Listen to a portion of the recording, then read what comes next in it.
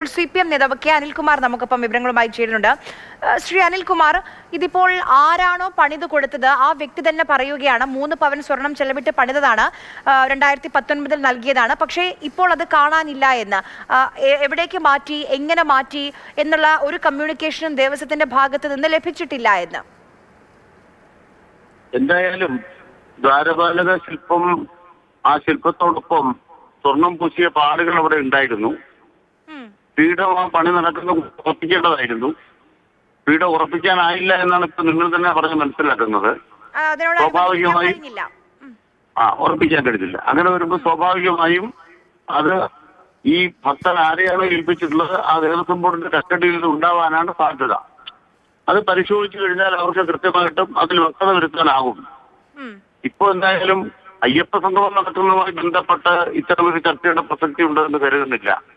കാരണം 2019 കഴിഞ്ഞ 6 കൊല്ലമായി ഈ അയ്യപ്പ ഭക്തൻ ശബരിമലയിൽ പലതവണയായിട്ട് വന്നിട്ടുണ്ടാവും. പരാതി ഉന്നയിക്കാൻ കാരണം ഈ സ്വർണ്ണപ്പാളിയുടെ തൂക്കം കുറഞ്ഞതിപ്പോൾ ഹൈക്കോടതി തന്നെ അന്വേഷിക്കാൻ ഉത്തരവിട്ടിരിക്കുകയാണല്ലോ ഇന്ന്.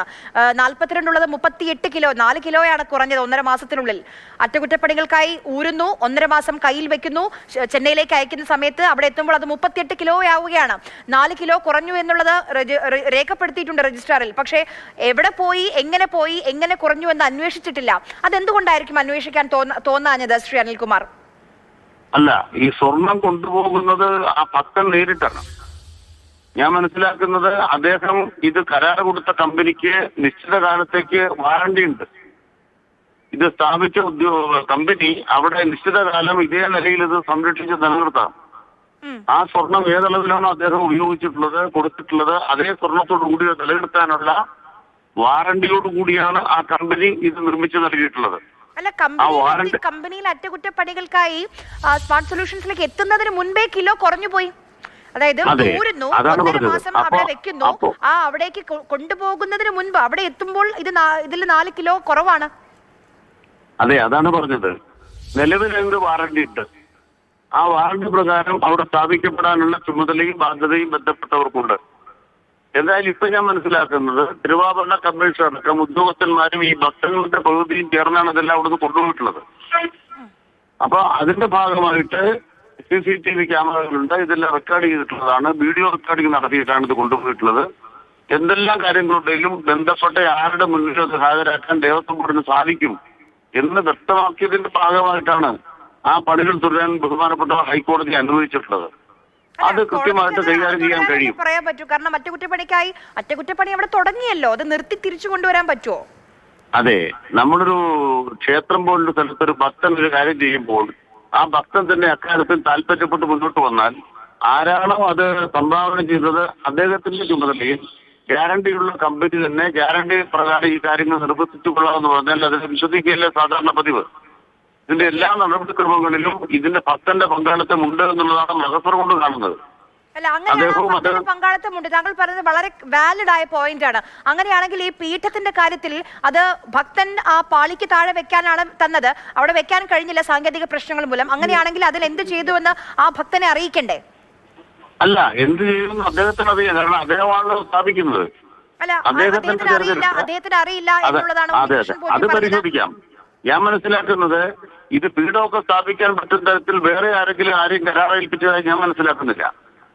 ഇത് സ്ഥാപിക്കുന്ന ഒരു കമ്പനി ഇവിടെയുണ്ട്. ഞാൻ പറയാം, ദയവായി കേൾക്കൂ. ഇദ്ദേഹം ദ്വാരപാലക ശില്പങ്ങൾക്കൊപ്പം ഉള്ള പാളികൾ, ആ പാളുകൾ അവിടെ സ്ഥാപിക്കുന്നതിന് വേണ്ടി ഒരു കരാർ കൊടുത്തിട്ടുണ്ട്. അതിന് ഗ്യാരണ്ടി കൊടുത്ത കമ്പനി ഇവിടെയുണ്ട്. ആ കമ്പനിയാണ് ഈ പ്രവർത്തനം ചെയ്യുന്നത്.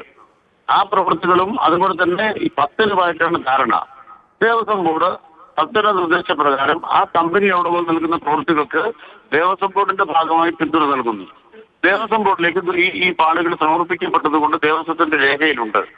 ഭക്തൻ ആവശ്യപ്പെട്ട പ്രകാരം ആ പാളുകൾ എടുത്ത് ആ കമ്പനികളിലേക്ക് കൊണ്ടുപോയി നന്നാക്കി അതേ അളവിൽ തിരിച്ചു കിട്ടുമെന്നുള്ള ഉത്തമ വിശ്വാസമാണ് നമുക്കുള്ളത്. അതിലെന്തെങ്കിലും കുറവുണ്ടെങ്കിൽ ദേവസ്വം ബോർഡ് ആ ഘട്ടത്തിൽ ബന്ധപ്പെട്ടവരെ അറിയിക്കേണ്ടതാണല്ലോ.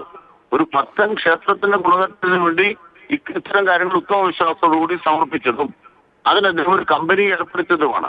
അവരാണ് സ്ഥാപിക്കുന്നത്. താങ്കൾ പറയുന്നതിനോട് ഞാൻ യോജിക്കുകയാണ്. താങ്കൾക്ക് അത് മനസ്സിലാവുന്നുണ്ടോ എന്ന് അറിയില്ല. അതായത് ഈ പാളികൾ അറ്റകുറ്റപ്പണികൾക്കായി കൊണ്ടുപോകുന്ന കാര്യത്തിൽ താങ്കൾ പറയുന്നത് വളരെ കറക്റ്റാണ്. പക്ഷെ എന്റെ ചോദ്യം അത് ഈ പീഠവുമായി ബന്ധപ്പെട്ട് അതേ റൈറ്റ് ഭക്തനില്ലേ, ഉണ്ണികൃഷ്ണൻ പോറ്റിക്കില്ലേ? അദ്ദേഹത്തെ അറിയിക്കേണ്ടേ ആ പീഠം എവിടെയാണ് വെച്ചത്? അദ്ദേഹം ആഗ്രഹിച്ച സ്ഥലത്ത് എന്തായാലും അത് ചെയ്യാൻ കഴിഞ്ഞില്ല, ചെയ്തില്ല. ഞാൻ മനസ്സിലാക്കുന്നത് പീഠം നിർമ്മിച്ചത് ദേവസ്വം ബോർഡല്ല. അല്ല, പീഠം നിർമ്മിക്കുന്നത് ഈ ഭക്തന്റെ മുൻകീഴിൽ അതിന്റെ ചുമതലക്കാരായ കമ്പനിയാണ്. അവരാണ് അതിന് വാറണ്ട് കൊടുക്കുന്നത്.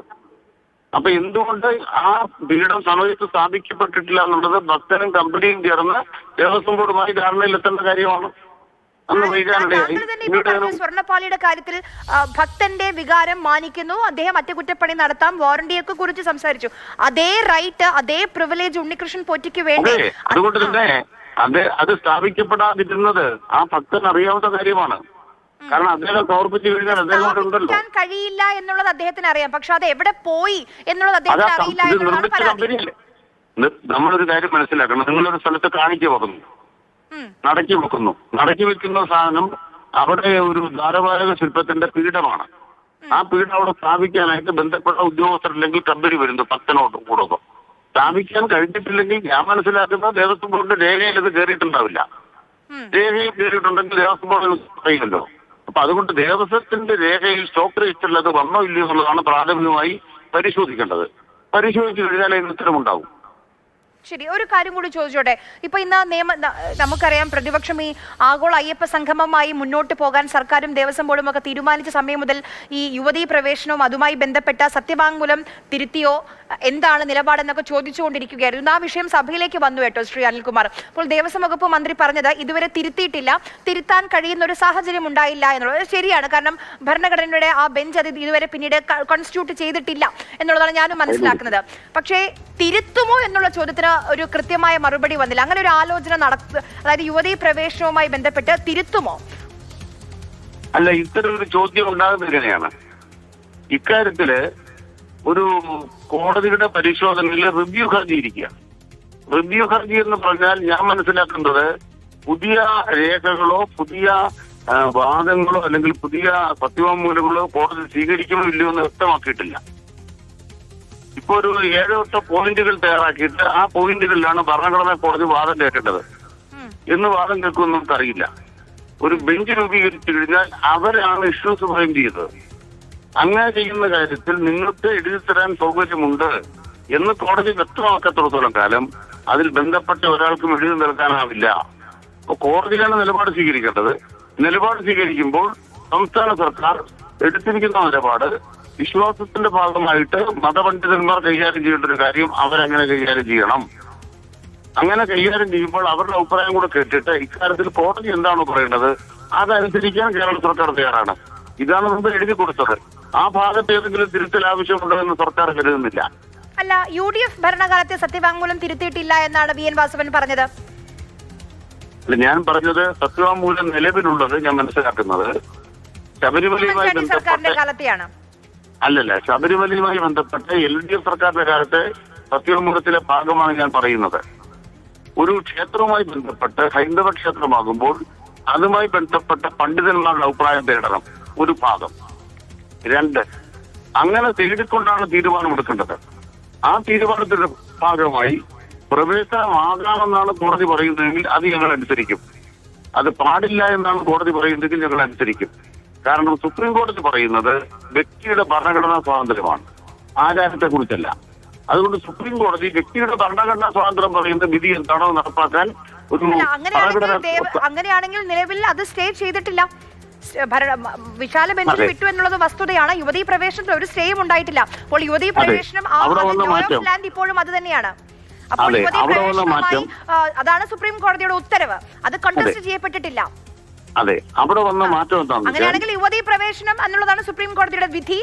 താങ്കൾ ഇപ്പോൾ പറഞ്ഞ താങ്കളുടെ വാചകം ശരിയാണെങ്കിൽ യുവതീ ഇപ്പോൾ ഒരാൾ ശബരിമലയിലേക്ക് ഒരു യുവതി പ്രവേശിക്കണമെന്ന് ആഗ്രഹിച്ചാൽ സർക്കാർ അതിന് സപ്പോർട്ട് നൽകുമെന്നാണോ?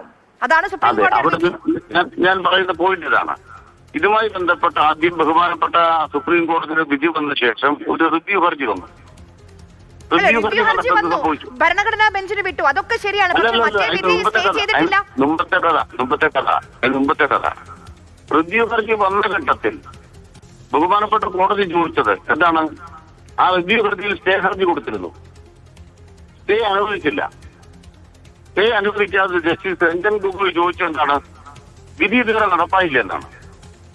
അപ്പൊ വിധി എന്ന് പറയുന്നത് ഉടനടി നടപ്പാക്കേണ്ടതായിരുന്നു എന്നാണ് സുപ്രീം കോടതിയുടെ അന്നത്തെ നിലപാട്. ആ സുപ്രീം കോടതി ബെഞ്ചിലെ ജഡ്ജിമാർ ചില ആളുകൾ പിന്നീട് തല കീഴായി മറിഞ്ഞു. വളരെയധികം നന്ദി ശ്രീ കെ അനിൽകുമാർ.